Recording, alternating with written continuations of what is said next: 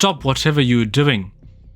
Imagine live streaming your own marriage imploding in real time, while tens of thousands of strangers spam emotes.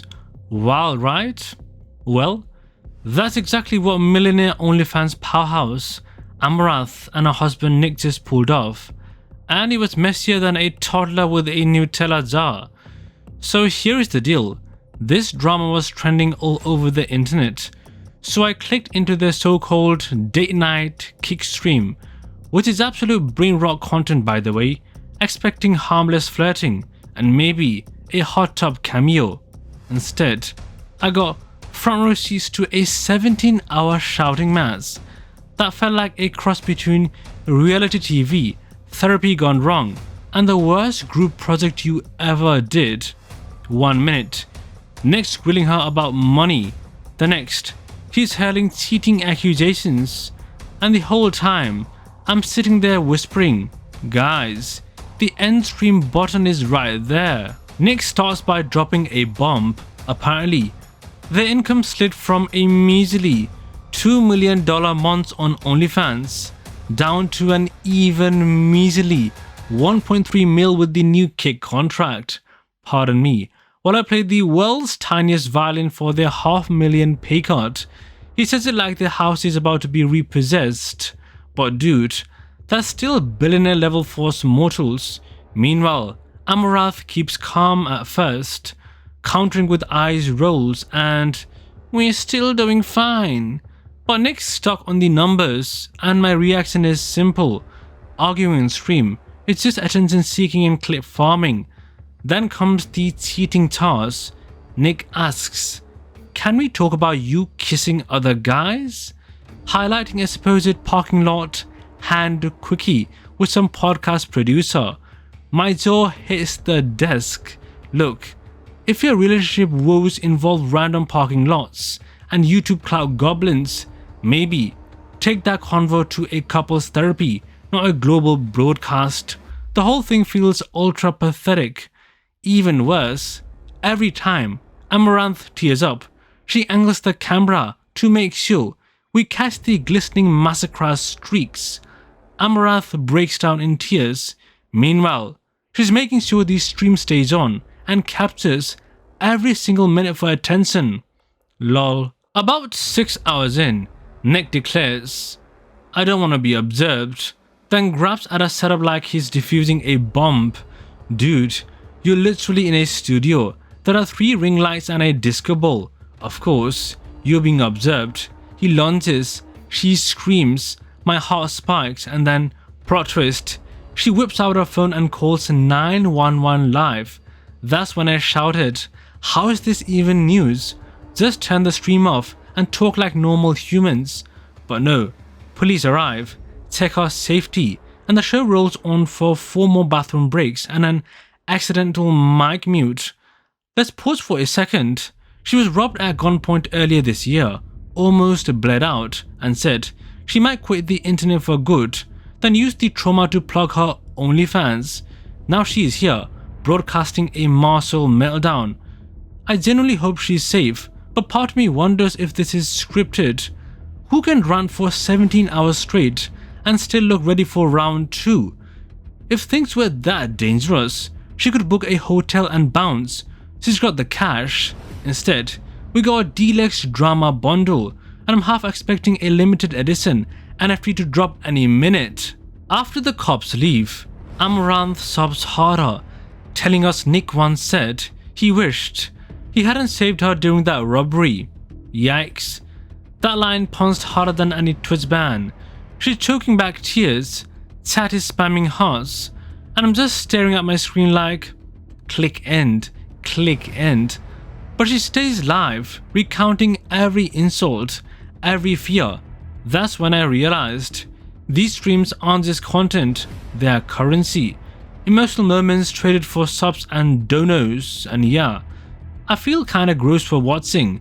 Nick fades off camera, and the silence between her sniffles is deafening. Finally, after 17 painful hours, the stream ends. No apology video, no joint statement, just a digital crater where the marriage used to be. Now who's to blame? Honestly, both. Nick kicked off with accusations and money rants that fueled the inferno. Amouranth chose to keep the cameras rolling, turning private pain into public spectacle. Each pushed the nuclear button for different reasons. He for control, she for attention, and we watched the fallout like it was the Super Bowl. So what's next? If I had to bet, they'll either double down on the drama with a follow-up stream, or they'll ghost the internet while lawyers draft divorce papers. And yes, legal trouble could lurk.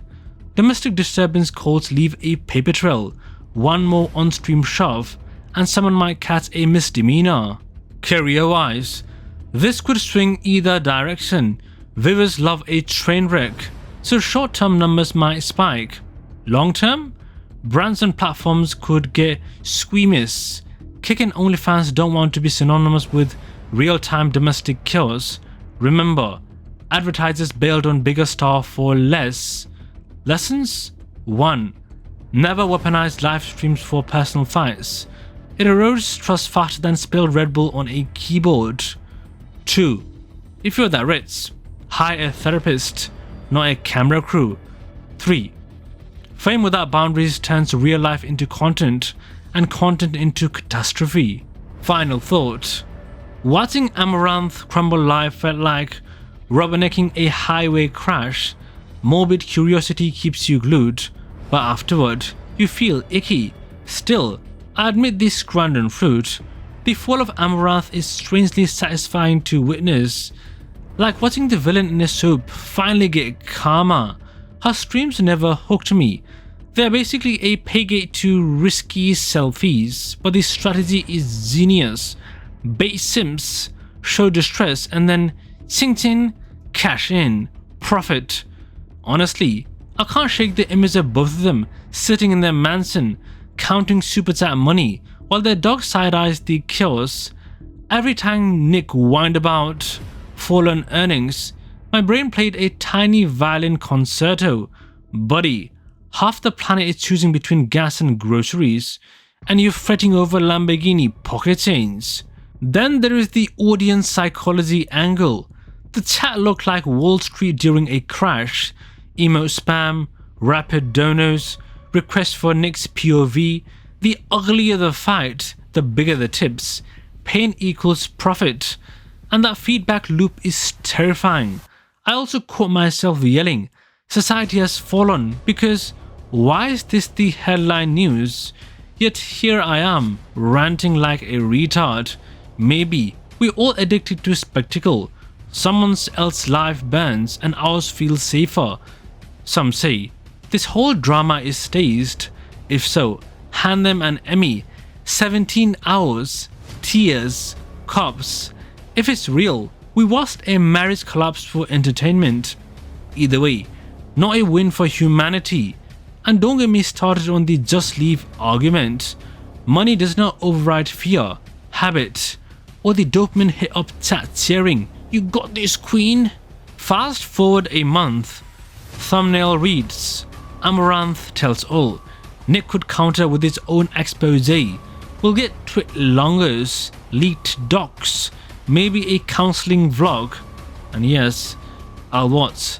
Digital dumpster fires are hypnotic. Under the popcorn lies a warning. Fame magnifies every crack. When attention is your currency, authenticity and exploitation blur until you forget which is which. My final take? Arguing on stream for clout is clip farming gone too far. One tap on end stream and none of this would trend, but they couldn't quit. So grab your marshmallows. The influencer bonfire is still burning. Before I go, let me toss in one more eyebrow raiser. Nick kept referencing the kick contract like he's some iron case draining their creative soul. Bro, contracts don't scream at your wife on stream. You do. Blaming a platform for personal chaos is like blaming a spoon for ice cream weight gain. Own your actions. I also have to mention the business savvy here. Each scandal resets the clock on public interest. New eyeballs flock in. Old viewers get curious. Mass links get clicks. It's basically the reality TV playbook injected straight into live stream culture. Short-term wins, long-term burnout. And if you're still watching, congrats, you just passed the resilience test of internet drama. Subscribe and roll into the next video. It's even juicier. Peace out.